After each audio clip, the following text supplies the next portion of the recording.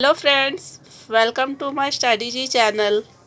आइए UGC NEET में हम हिंदी कहानी से अपना अपना भाग्य कहानी आज हम पढ़ेंगे।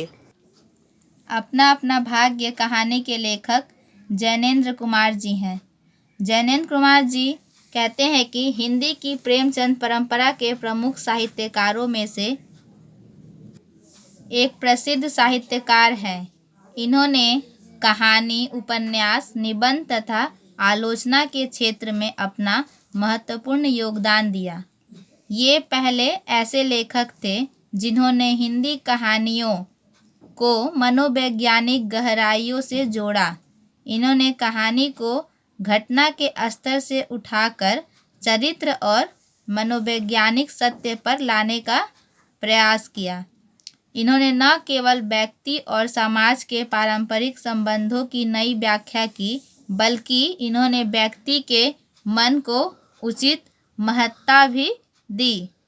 इनके इस योगदान को कभी भुलाया नहीं जा सकता है। अब हम जानेंगे कहानी के मुख्य पात्र के बारे में।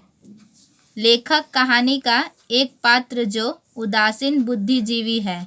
वह केवल घटना पर तटस्थ टिप्पणी करता है। लेखक का मित्र भावुक स्वभाव का व्यक्ति है। उसके हृदय में बालक के प्रति सहानुभूति का भाव है। बालक कहानी का मुख्य पात्र 10 वर्षीय बालक है जो सहज और निश्चल स्वभाव का है। पूरी कहानी उसी के आसपास घूमती रहती है। वह उन अनेक भारतवासियों का प्रतिनिधित्व करता है जो अपने अपने भाग्य के सहारे जीवित हैं। अब आगे हम पढ़ेंगे अपना अपना भाग्य कहानी की समीक्षा।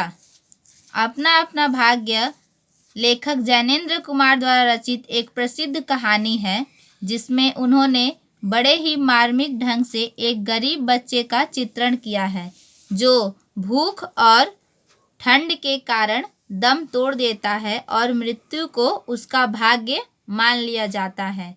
कहानी में लेखक तथा उसका मित्र नैनीताल घूमने जाते हैं, जहां उन्हें एक गरीब बालक ठंड में कांपता हुआ मिलता है। उसके पास न तन ढकने को वस्त्र है और न भूख मिटाने को अन्न। वह बालक काम की तलाश में भटकता है, परंतु उसे कहीं काम नहीं मिलता। वह लेखक तथा उनके मित्र को अपने परिवार तथा मित्र के विषय में सारी बातें बताता है। लेखक तथा उसका मित्र बालक की सहायता कर पाने में स्वयं को असमर्थ मानकर उसे अगले दिन आने को कहते हैं, परंतु अधिक ठंड के कारण अगले दिन बालक की मृत्यु हो जाती है, जिसको वे उसका भाग्य मानते हैं। यहीं पर कहानी समाप्त हो जाती है। प्रस्तुत कहानी उस वर्ग पर केंद्रित है जो अभाव के कारण उपेक्षित जीवन जीने के लिए विवश है। 10 वर्ष का एक बालक भूख से पीड़ित होकर अपने एक साथी के साथ घर से भागता है और समाज की विषमता का शिकार होकर अंत में मारा जाता है। दोनों बालकों की मृत्यु को समाज उनका भाग्य मानता है। समाज यह मानने को तैयार नहीं है कि दोनों के भाग्य में असमय मृत्यु नहीं लिखी थी, बल्कि एक बालक साहब की मार से मारा जाता है तो दूसरा बालक समाज की निष्ठुरता से।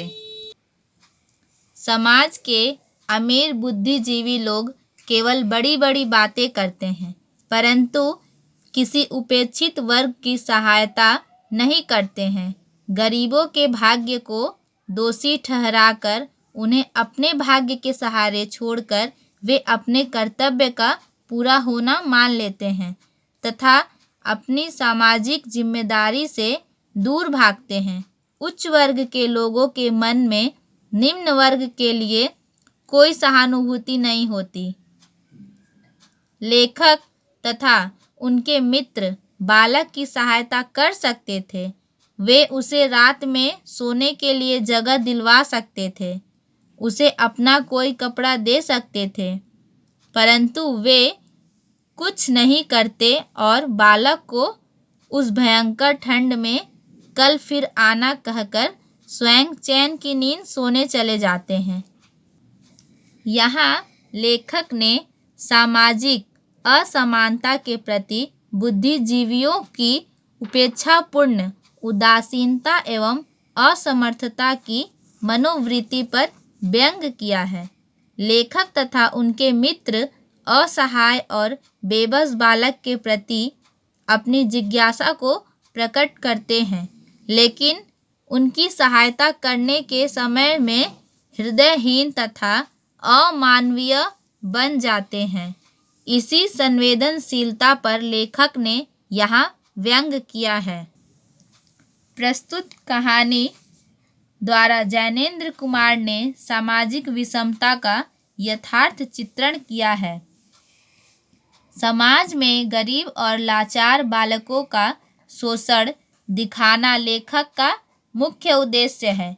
लेखक ने इस कहानी में यह भी स्पष्ट किया है कि जिसकी अपनी सामाजिक पहचान नहीं होती, वह शोषित होकर अपनी पहचान के अभाव में कहीं अच्छी नौकरी नहीं पाता और अंत में मर जाता है। कहानी के आरंभ में नैनीताल के प्राकृतिक सौंदर्य का वर्णन भी हुआ है, जिसमें संध्या के समय का अत्यंत मनोहारी चित्रण किया गया है। वहां उपस्थित लोगों, उनकी वेशभूषाओं आदि का भी वर्णन सहजता से किया गया है। इस प्रकार देश काल वातावरण का चित्रण करने के लिए लेखक ने नैनीताल के जीवंत चित्र खींचे हैं। साथ ही वहां होने वाली सर्दी का वर्णन भी लेखक ने किया है। इस कहानी की भाषा सहज, सरल तथा प्रभावपूर्ण है, जिसमें मुहावरों का प्रयोग भी हुआ है। लेखक ने वातावरण के चित्रण में भाषा को अधिक रोचक एवं भावपूर्ण बना दिया है। बालक की स्थिति का वर्णन अत्यंत मार्मिक बन पड़ा है।